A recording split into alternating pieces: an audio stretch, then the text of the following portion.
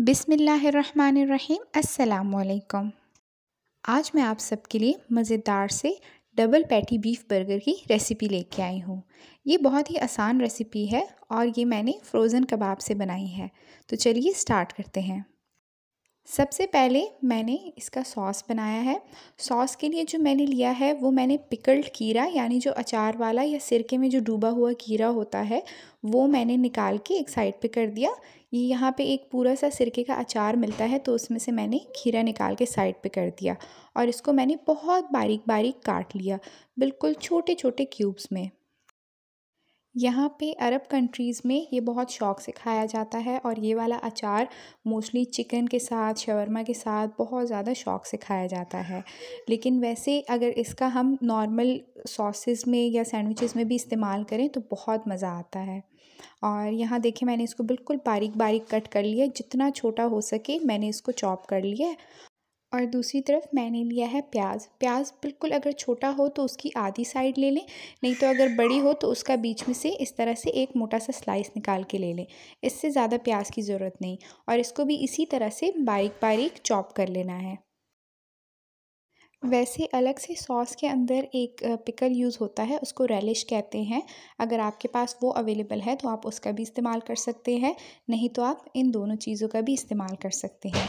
तो ये तकरीबन मैंने जो दोनों लिए हैं तकरीबन मैंने 3 बड़े चम्मच लिए हैं, यानी 3 बड़े चम्मच पिकल के, 3 बड़े चम्मच प्याज के।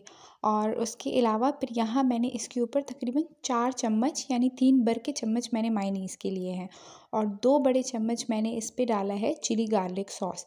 अगर आपके पास चिली गार्लिक सॉस नहीं है तो आप सिंपल चिली सॉस का भी इस्तेमाल कर सकते हैं और इसको हम अच्छे से मिक्स करके ये सॉस तैयार करके साइड पे रख लेंगे।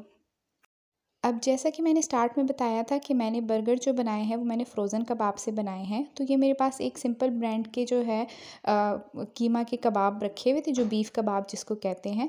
तो इनको आपने पहले निकाल के इस तरह से डिफ्रोस्ट कर देना है कि इसकी बर्फ़ जो है वो पूरी मेल्ट हो जाए, डिफ्रोस्ट हो जाए। आप घर पे बने हुए कीमे का भी इस्तेमाल कर सकते हैं, लेकिन इसका भी बहुत आसानी से इस्तेमाल हुआ जाता है। अब जब तक वो डिफ्रॉस्ट हो रहे हैं मैं यहाँ पे बर्गर की फ़िलिंग तैयार कर रही हूँ, जो वेजीज़ है, मतलब जो हम लोगों ने सैलेड उसमें फ़िल करना है। तो यहाँ मैंने एक बड़ा प्यारा सा टमाटर लिया, सैलेड के पत्ते लिए और टमाटर को मैंने इस तरह बड़े बड़े स्लाइसेस में काट दिया है। तो फ़िक्र ना कीजिए, इसका जो ऊपर और नीचे का हिस्सा है उसको मैं ज़ाया नहीं करती, उसको मैं किसी न किसी चीज़ में यूज़ कर लेती हूँ। और दूसरी तरफ मैंने खीरा लिया, लेकिन खीरा बाद में इवेंचुअली किसी को पसंद नहीं आया बर्गर में, तो मैंने खीरा डाला ही नहीं, लेकिन मैंने साइड पे सर्व कर दिया था तो वैसे ही सब ने खा लिया था। तो आपकी मर्ज़ी, आपने अगर खीरा अंदर डालना है या फिर साइड पे रखना है। अब यहाँ आती है कबाब को सीज़निंग करने की ट्रिक। ये बेसिकली कबाब जो होते हैं हम वैसे ही फ्रीज़र से निकाल के फ्राई कर लेते हैं, लेकिन इसको अगर इस तरह डिफ्रोस्ट करने के बाद इस तरह कांटे से प्रिक कर लें, दोनों तरफ इसको अच्छे से प्रिक कर लें और फिर इसके ऊपर ये मैंने नमक और काली मिर्च का मिक्सचर बना के रखा हुआ है। तो हर एक कबाब पे तकरीबन थोड़ा थोड़ा छिड़काव करके दोनों साइड पे अच्छे से मसल लें। मसलना इसलिए है क्योंकि ये हमारे पास खुला कीमा तो नहीं था, ये ऑलरेडी बने हुए कबाब थे, तो इसके अंदर चला जाए। अगर कीमा होता है तो उसमें तो हम हाथ से मैश कर लेते हैं। और अब दोनों साइड पे फिर मैंने तकरीबन 1.5 लेमन भी डाल के स्क्वीज़ कर दिया था और उनको भी मैंने दोनों साइड पे स्क्वीज़ करके मसल लिया था। इस तरह जो है कबाब की बहुत अच्छी फ्लेवर और बहुत अच्छी सीज़निंग हो जाती है।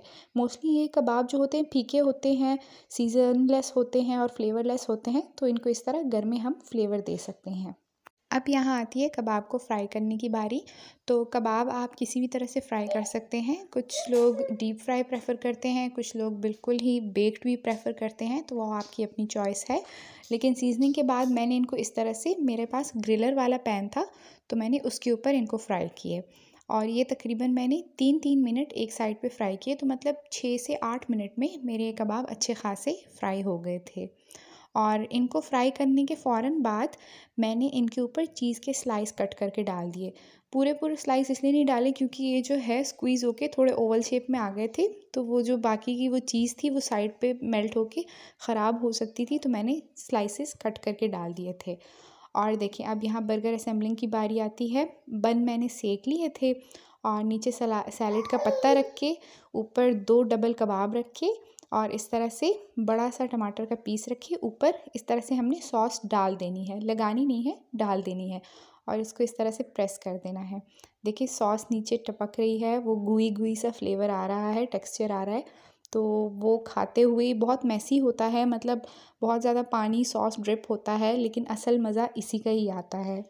तो ये मज़ेदार से डबल पैटी बीफ बर्गर तैयार है। उम्मीद है आपको मेरी ये रेसिपी पसंद आई होगी। ऐसी ही मज़ीद रेसिपीज़ के लिए मेरे चैनल को सब्सक्राइब करें। शुक्रिया।